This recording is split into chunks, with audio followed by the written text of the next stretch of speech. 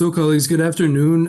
Maybe in the interest of time, we can get this afternoon session started. Thank you very much for joining us and for your interest in the CADRI partnership. My name is Nicholas Bishop, and I'm one of the co-facilitators joining you here today, together with my colleague Sophie from UNDP, Tamara from FAO, and we have some additional colleagues from the CADRI Secretariat and UNDP who are supporting us. And we're also joined by a special guest from UNDP Djibouti, Ms. Ibu Mohammed. As I mentioned before starting, if you would like to introduce yourself, feel free to do so in the chat. We'll have some time after the first half an hour or so for questions and answers, where we'll gladly invite you to unmute your microphones and ask questions to us as you wish.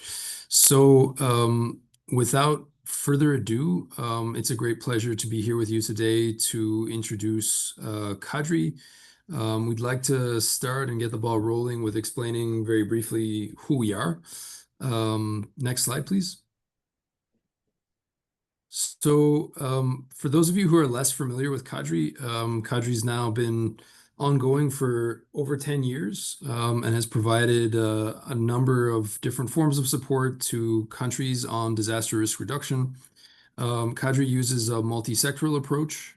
You can see here the different sectors of the CADRI tool, which is now digitized, but anything from traditional humanitarian sectors like WASH, health, into things like social protection, human mobility, culture, infrastructure, environment, and so on and so forth. So CADRI has a long track record of working with governments, national disaster management authorities, in evaluating capacity around some of these sectors, and working to carry out capacity initiatives, do things like programmatic mapping, and so on and so forth across diverse socioeconomic sectors. Next slide, please.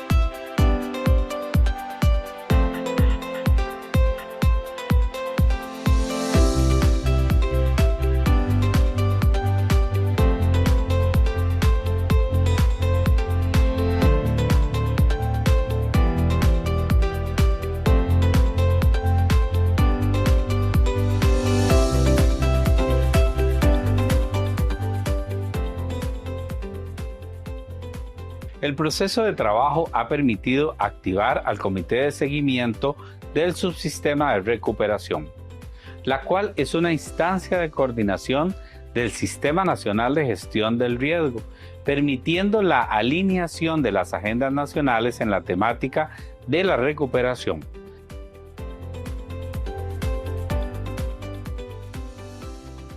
Debido a que las recomendaciones dadas permiten identificar cursos de acción claros para un adecuado seguimiento, aseguramiento y trazabilidad de los procesos de reconstrucción y recuperación de comunidades a mediano y largo plazo, las estamos considerando como insumos para la elaboración del próximo Plan Nacional de Gestión del Riesgo 2026-2030.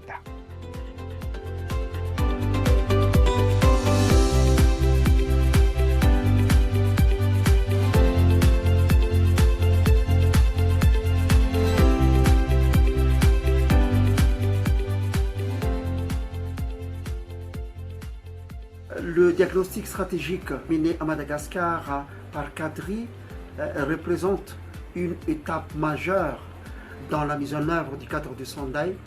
Nous disposons désormais d'un cadre stratégique consolidé, des structures de coordination en place, de plans de contingence multisectoriels ainsi que de premiers jalons en matière de résilience structurelle. Je voudrais souligner que l'apport du CADRI ne se limite pas au diagnostic. C'est une impulsion stratégique pour une gestion proactive, l'intégrée et résiliente des risques à Madagascar.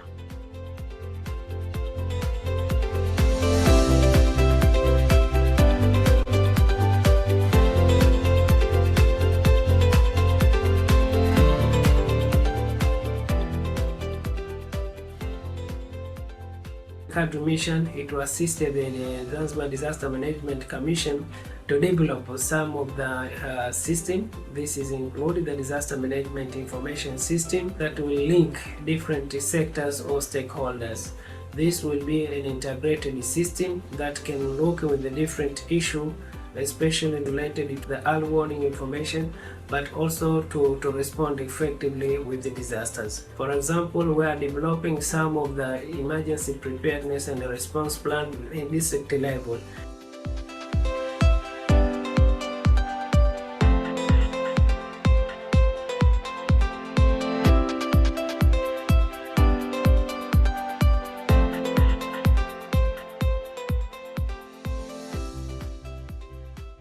Энэ одоо үнэлгээний дүнг бид гамшигын эрсдлийг бууруулах үндэсний зөвлөлийн хуралдаанаар хилцүүлээд салбар дундын үйл ажиллагаа, хууль эрх зүйн орчин, засаглал институцийн хооронд авч хэрэгжүүлэх арга хэмжээний одоо төлөвлөгөө болон хэрэгжилтийг зохион байгуулан ажиллаж байна.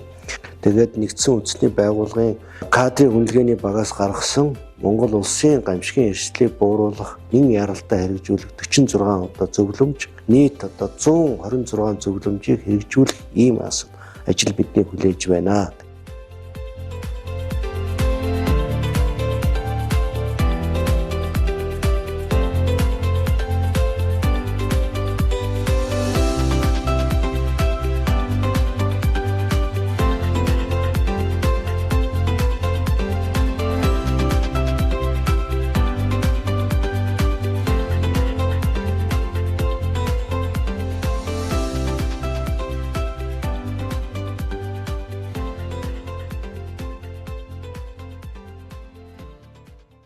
Great. So thank you very much. I hope the video was insightful into some of the work that CADRI's been focusing on in recent years, some of the country engagements that we've had. CADRI is really, I think, the preeminent example of an interagency partnership that has brought together not only UN entities, but also the Red Cross Red Crescent movement, civil society, academic institutions, and other specialized experts in the disaster risk reduction space. I think it's really contributed holistically to moving us from a space where traditionally DRR had been focused on response into an area where much more focus has been given to risk-informed planning, as was detailed in the video. Perhaps without further ado, I'd like to hand over to my colleague, Sophie Baranes from UNDP. Sophie, over to you. Yes, good morning, good afternoon, all colleagues. Very warm welcome again to this webinar. The CADRI partnership service offer.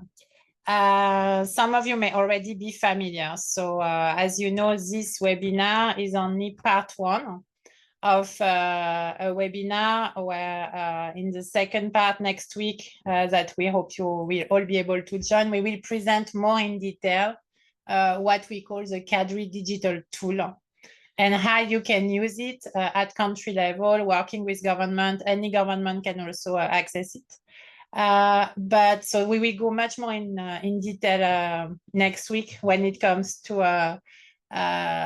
one of the CADRI tool. But right now I'm giving you more an overview of the array of tools and methodologies that the CADRI partners have developed together to actually support government and UN country teams to work more coherently, to have a better overview of where are the gaps, the needs, the strengths of the country systems, and how can the different partners articulate their intervention in terms of capacity building. So the foundation service is very often, but not systematically, a capacity diagnosis. So as As was said earlier, over the past decade, or let's say 15 years, we received more than 45 country requests. And I must say, maybe out of the 45 country requests, probably about 40 capacity diagnoses have been completed. So in most countries, the first service, the service that was of most interest to government and country team was what we call the capacity diagnosis. The second service, which is very much linked to the capacity diagnosis, is a facilitation of prioritization and planning. And it's very much linked to the development of national disaster risk reduction strategies or contingency plans. So I'll come to that. Another service, which for some countries has been the main focus, is supporting a programming review. So it's really engaging the community of humanitarian and development partners to take a step back and look at the efficiency of their programming in disaster risk reduction. And finally, another service offer is a consolidated training offer of the different CADRI partners, and also there is, of course, a referral. So maybe I just go a little bit more in detail for each service. So next slide, please. So the capacity diagnosis, for every service, actually, the strength of the partnership is the expertise that is made available in the different sectors. So it really builds on the comparative advantage of each CADRI partner. So you see here human mobility, health, culture for UNESCO, infrastructure, UNOPS. You see actually that many agencies have contributed or can contribute to the rollout of this service offer. And so the diagnosis tool, but every CADRI tool is built around this expertise that is brought by different specialized agencies in CADRI. So a capacity diagnosis is a way to support the government to actually identify the strengths, the gaps in the country systems in terms of understanding risk and managing risk. And of course, reducing risk. So it's very much linked to development planning, but also to how humanitarian assistance, preparedness, early warning systems can be strengthened. Next slide, please. The second service line or service offer is in relation to how do you move from a diagnosis, from a capacity diagnosis, to supporting a process of prioritization and planning. So there is a proposed methodology for that, which has been used in some of the countries, which is really, it can be done at the sector, it can be sector specific, it can be the agriculture ministry looking at what are the recommendations for the agriculture sector, for agriculture and food security sector, and what can we prioritize based on domestic resource available and also based on partnership, vertical fund available as well. So, and then there is, so it depends. Sometimes we start with the validations and we go into prioritization or the other way around. But then what is really important is that there is, of course, a strong ownership and leadership behind, this process of capacity development. And that's why the validation at high level is so important. So it doesn't need to be a national DR strategy, but it can be many different tools which can actually push the implementation of some of the recommendations for capacity development. Next slide, please. A service which is really of interest, especially to country teams, but also to government, is really also the programming review. So the programming review is something that you may have done already in different forms, which is an analytical mapping of who does what where in terms of disaster risk reduction and climate adaptation.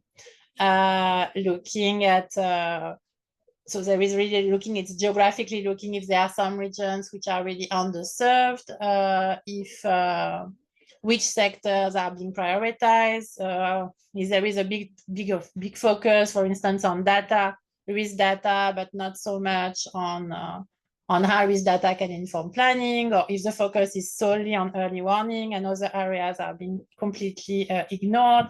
So it's an ability to take a step back on how partners have worked together with government in support of risk reduction and preparedness and early warning over a certain period. So it's another way to actually look at a diagnosis somehow. It's another tool for diagnosis. Next slide, please. Finally, there is this, you can access it. If you go to the CADRI website, you can actually access an inventory of all the training modules that have been developed over the years by all the CADRI partners, by the Global Network for Civil Society for Disaster Risk Reduction, by the IFRC, by, of course, all UN agencies. So it's actually a wealth of knowledge that you have here in the form of different modules. So sometimes, you know, I mean, there is obviously a logical sequence sometime in this offer, because once the diagnosis has been actually completed, sometimes we identify very specific needs for training. And this can then we can identify sometimes the right modules in the right language as well, because it's in different language for some of those very specific capacity gaps. Of course, noting that training is just one small part of capacity development. So all of this offer, all of those services, they are simply outputs, right? So you can have a diagnosis report. You can have a policy maker's digest for a specific sector or specific team. For instance, we can have a very short policy maker digest on early warning for Maldives, have a very specific policy maker digest for Mongolia on the infrastructure sector. So it can be very targeted. It doesn't need to be a big diagnosis report, but ultimately it's still always a report or a mapping. So what do we want, you know, how do we use them is really what matters. So we use them, as I said, as inputs to national disaster risk reduction strategies that then hopefully are then truly multi-sectoral and not very generic documents. Similarly, national contingency plans, where again, what is of interest is that if they use a CADRI methodology, they can actually have a stronger, be more specific on each sector. Inputs to sectoral plan, of course. Inputs to the national growth strategy. So recently, I mean, you could see from the video that, for instance, in Costa Rica, it was used as an input to both the national disaster risk reduction plan, but the national growth strategy as well. And similarly, lately, we heard that in like 2 weeks ago, we were informed that Zambia is actually looking at its new national development plan, the 6th national development plan, or 9th, now the 9th, and that the CADRI diagnosis is actually an input to look at how risk should inform national planning. But last but not least, it's also an input in some countries to the UNSCDF cycle. So it can help agencies identify common priorities. It can help also identify better the niche for the UN system on the basis of what other partners are doing. Where is really the contribution of the UN?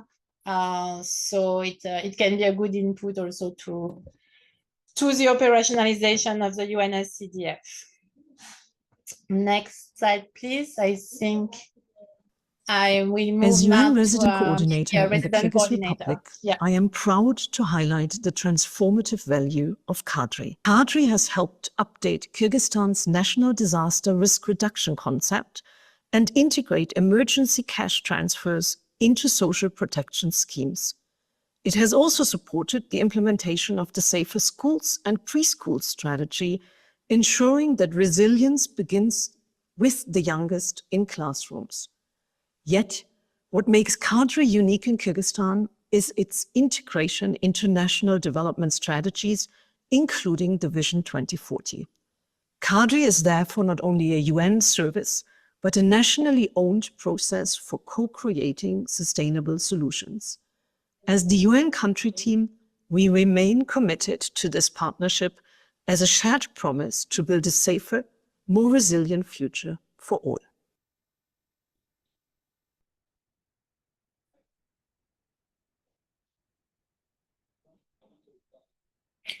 So now another country experience.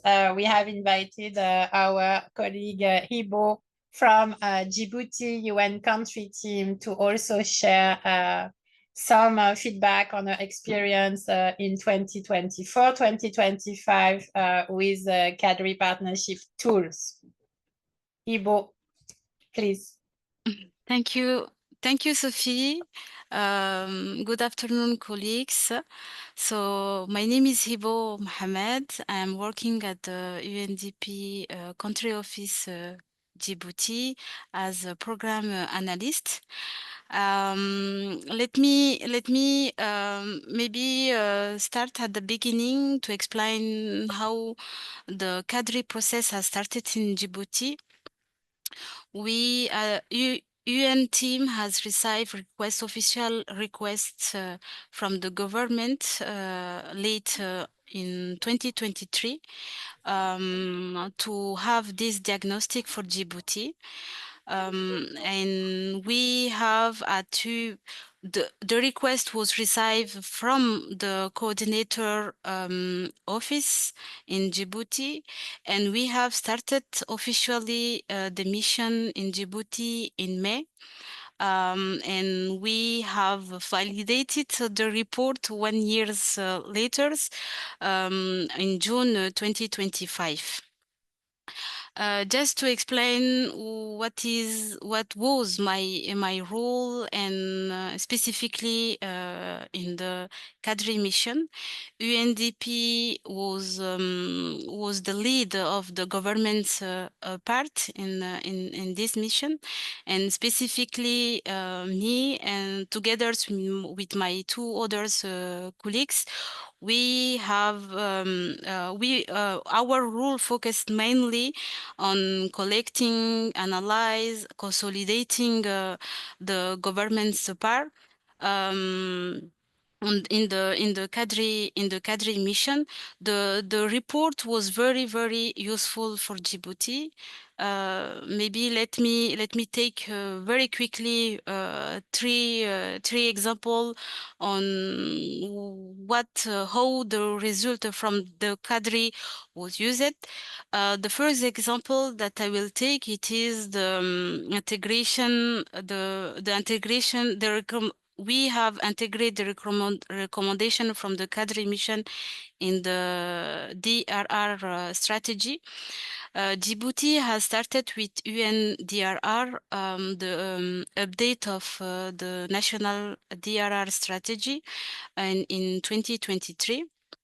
With the support also from UNDP. UNDP specifically supported the government in this update to set up the action plan for this strategy and also to build some strong M&E system for this strategy. And we know that the CADRI evaluation has started in May. Literally at the same time that we have started also we have started the push-up of to finalize the update of strategy with UNDRR. And when we have made this validation workshop in June 2025, we have parallelly used the recommendation from the CADRI report into the update of DRR strategy. What I mean, how we have used this recommendation. We know in the CADRI report there is several sections. The CADRI report has made specific in-depth analysis and useful analysis in the different area, specifically in the government side. So what Sophie has already mentioned this, in the health sector, agriculture sector. And in the DRR strategy, we have set up small committee to make this update. And in this committee, there is some UN agency like UNDRR and UNDP. So we have recommended to use the recommendation from CADRI report in the update strategy. So, for example, the CADRI report in Djibouti has highlighted some lack of coordination, and they have made a lot of recommendation on this area.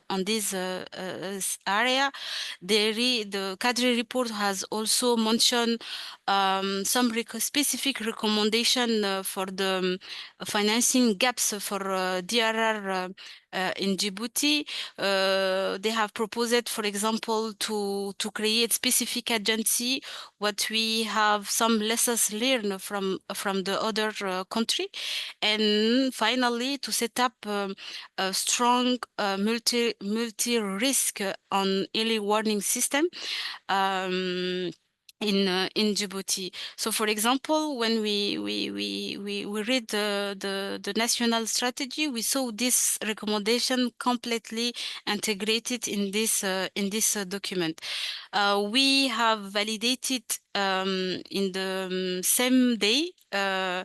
We say that it is pre-validation of the national DRR strategy.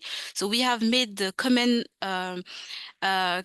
workshop with the Ministry of Interior via the Disaster Risk Management Secretariat to validate the CADRI report in June 2025, and also to pre-validate technically the national DRR.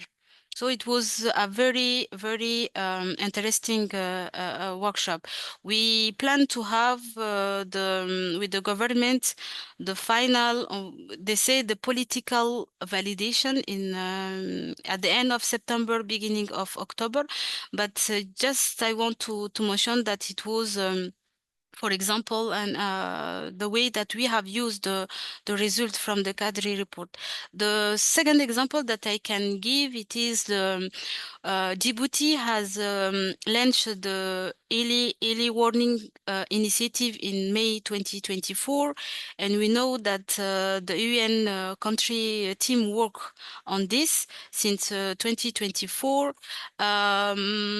We have used at UN level now also with the government the diagnostic to finalize this roadmap for specifically for early warning for all for Djibouti, and to define the specific needs, and to define the specific activity that we need to set up in this roadmap to support the government on the DRR area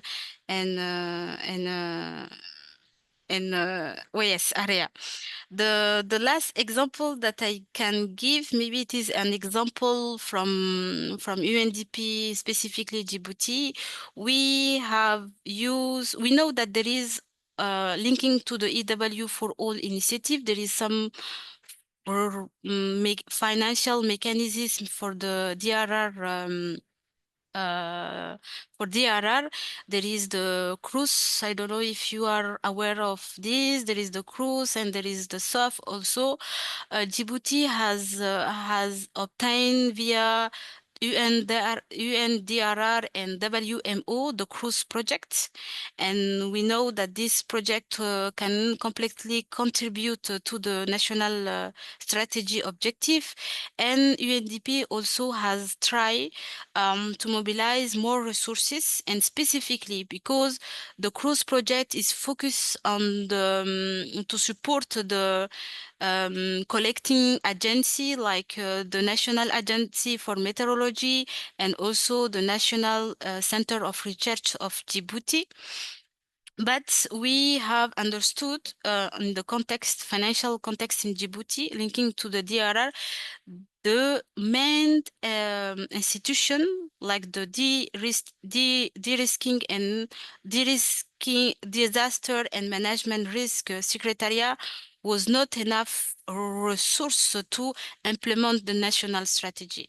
So what we have done is between 2024 and 2025 to mobilize some specific resources for the national to have some to support the action plan of the national strategy on de-risking. So what we have formulate a project, and we know that we have used the recommendation from the CADRI report to justify also to the donator why it is relevant to finance this specific activity for this specific institution. Ivo, thank you. That's great. I mean, I Okay. think you elaborated very well. Thank you so much, because I think we Welcome. also need to leave, but I'm super happy to see your Yes. enthusiasm about Yes. how the partners, the CADRI partners have been able to help advance the agenda in Djibouti. Yeah, I want just maybe to conclude that we have received the approbation of this project, and this project can a lot contribute to the DRR strategy and his action plan. Thank you, Sophie. Congrats. Thank you very much for your testimonial. Now I think I'm going to hand over to Nick to actually talk a bit about our new business model. Thank you, Nick. Thanks, Sophie. Next slide, please. So, colleagues, as it's kind of come out, traditionally, CADRI has kind of worked via a demand-driven approach. And what that means is essentially that resident coordinators' offices and national disaster management authorities or different stakeholders, stakeholder entities within national governments have approached the CADRI Secretariat or the CADRI regional focal points to request support. That's been the traditional way that things have kind of worked. We're looking at changing this. So essentially, we're moving into a UN country team driven model, which for our purposes, we hope will really promote the idea of sustainability and in-country leadership. So looking forward and in engagement with this new business model and approach, we are looking at 3 pilots currently in discussion with the resident coordinator's office and the UN country teams in Somalia, Pakistan, and Tunisia. We have had both as agencies and with UN country teams and resident coordinators' offices, we've had some level of engagement with each country. All seem to be quite supportive of this approach. How it manifests moving forward is still under discussion. Each country has different strengths, a lot of contextual variation in relation to hazards, but also in terms of orientation to host governments, strengths and weaknesses within the UN country team, and various abilities in terms of capacity to respond to a variety of different hazard types, whether it's flooding or fires in Tunisia, nationwide scale flooding in Pakistan, droughts, flooding in Somalia. A variety of different issues arise and capacities vary as such. So moving forward, the CADRI Secretariat has prepared and consolidated a really excellent guidance document to country services. It's featured on the slide in front of you. It's available for download from the CADRI website. It really is a step-by-step guidance document that takes you through the CADRI process. Yeah, as I was saying, I mean, we're moving towards a UNCT-led model, advancing discussions with the 3 countries that I referred to, and we will still retain backstopping from CADRI focal points. If we can move to the next slide, we can play a very short demonstration video on how you can engage with some of these colleagues.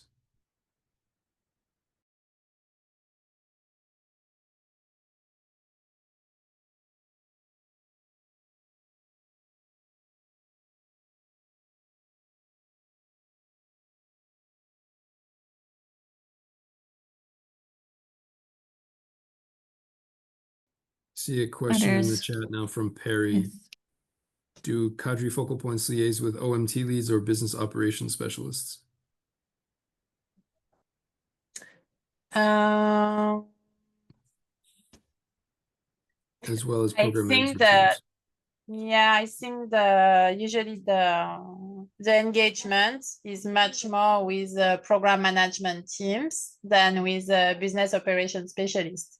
So usually the engagement would be there will be a lead for each agency depending on the sector focus, right? So if, for instance, in a given country, the UN country team in discussion with the government would like to have a special emphasis on water, environment, and infrastructure, for instance, then you would have like focal point among the program team of the different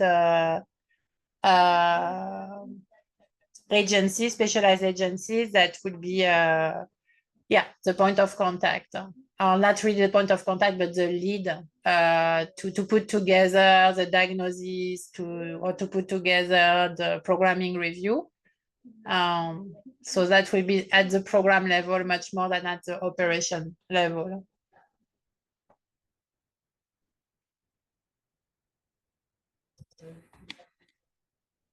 Yes, and Per also is asking, as well as the program management teams?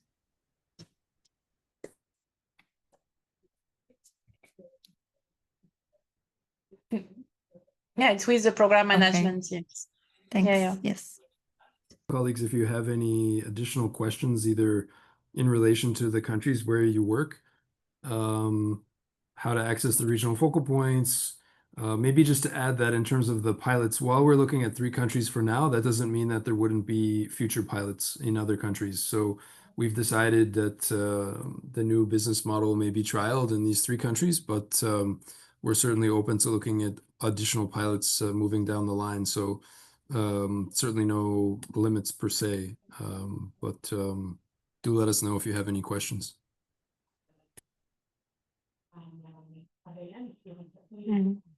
Especially maybe for countries that are starting a new programming cycle in your respective regions. This is when I mean, it can be at any point in time in the programming cycle, but it's true that at the time of operationalizing a new UNSCDF, this is often when there is an interest to also use the CADRI methodology to have a bit of a baseline to start to then start the joint programming or parallel programming or process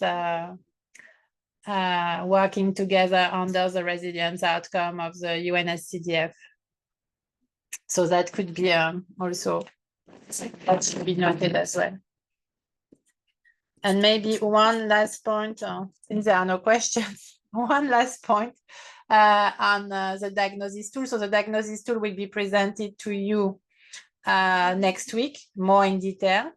But what can be really of interest to your different agencies is that you can also use the tool just sector specific. Of course, the idea is to promote a multi-sectoral approach. So to cover different sectors and to be able to look at the synergies in risk reduction strategies between different sectors. However, it's also possible for one agency like FAO or WHO to use it only for one sector. It's also possible. And it's also possible, for instance, the tool has been designed to for instance, you could decide, okay, I just want to look at readiness for recovery. And then you would have a ready-made assessment tool for readiness for recovery, looking at what are the key capacity requirements across sectors for readiness for recovery. So you can really, it will be the same for early warning. You can decide to look only at early warning. You can decide to look only at, I don't know, risk information and have a diagnosis only of risk information. So it's really a tool that you can customize to your country needs or to your organization needs. So there is a question about, is it a risk analysis tool? No, not at all. So there's no, this tool is really looking at the, what are the key, if I just speak about the diagnosis tool, it looks at the country system. So it's really about the policies, the institutional setup, the data management system, the technical aspect of data management. It's looking at arrangement for preparedness, for response, for planning, budgeting. So it's looking at that capacities, element of capacities. It's not looking at, like doing a risk mapping or vulnerability analysis. It's not a PDNA. It's not looking at loss and damage. It's looking at the capacities that are, like the investment that are required to actually understand risk you can of course look at what are the capacities required to do proper loss and damage accounting. So it's a capacity angle, not so much the risk assessment or loss and damage assessment. It's pretty different. It's complementary. But you can learn much more about the tool next week when we have the webinar specifically on the tool. And any of you can use the tool and customize it, as I said, to your needs.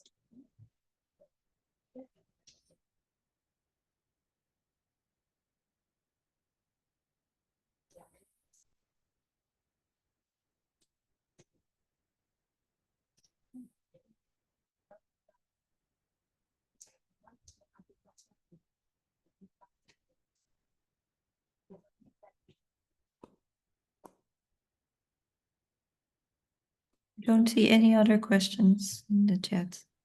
If you have any questions, feel free to raise your hand and unmute yourself. Yeah, we had a lot of questions yesterday, but today less questions. Maybe the presentation was much more clear, and that's why we have no questions.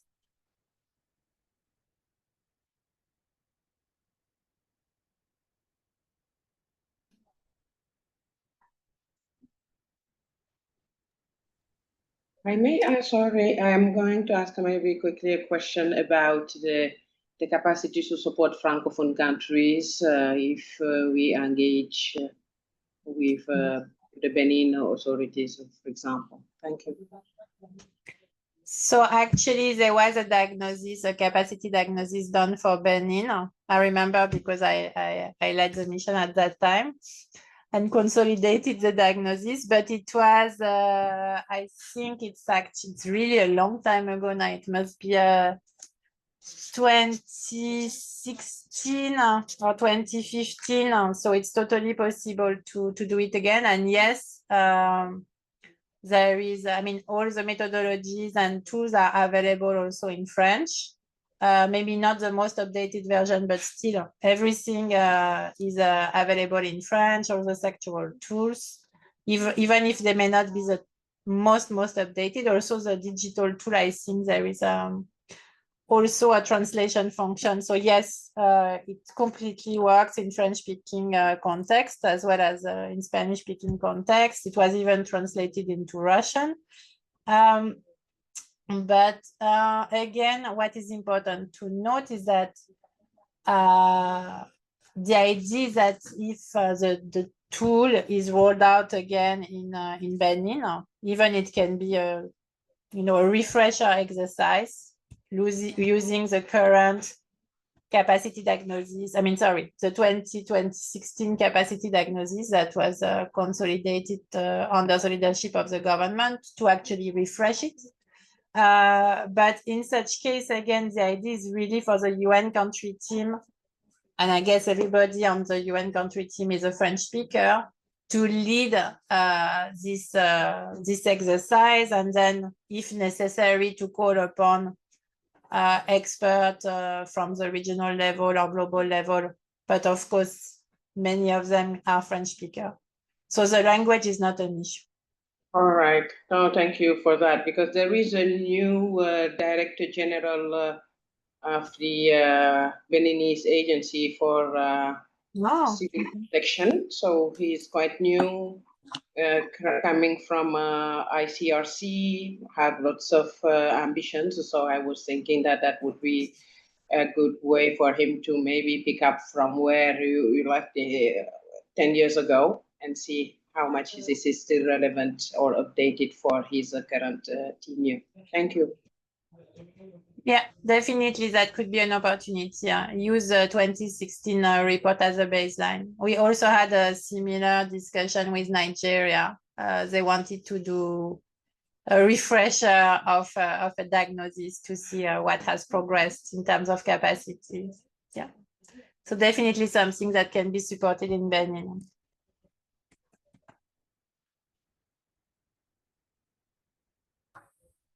And also, just to complement on this point, you can also navigate the CADRI website. There is a country hub, and you will be able to upload the Benin report from the country. You will find Benin on the map, and you can upload the report.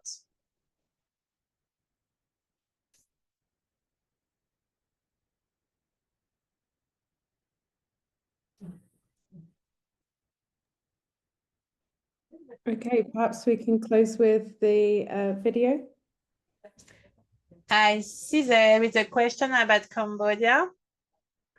Yeah, of course, there were a few countries, especially indeed Mongolia, Maldives. There were a few countries covered in Asia Pacific. For Cambodia, there was a talk about CADRI engagement 2 years ago, but then I think there was also a World Bank diagnosis that was rolled out, and there were some discussion about would really the CADRI diagnosis add value to the World Bank diagnosis. Although the World Bank diagnosis was much more focused on preparedness. It's a readiness tool of the World Bank. So definitely, Cambodia could be a country, a priority country. I think in Asia Pacific, if you are interested, there was Timor, there was Maldives, there was Mongolia, and there was another country that does not come up. Yeah, Iran, of course. But yes, Cambodia can definitely, the Cambodian country team can, of course, look at possible CADRI engagement. Also, the resident coordinator in Cambodia is very knowledgeable about the CADRI tool.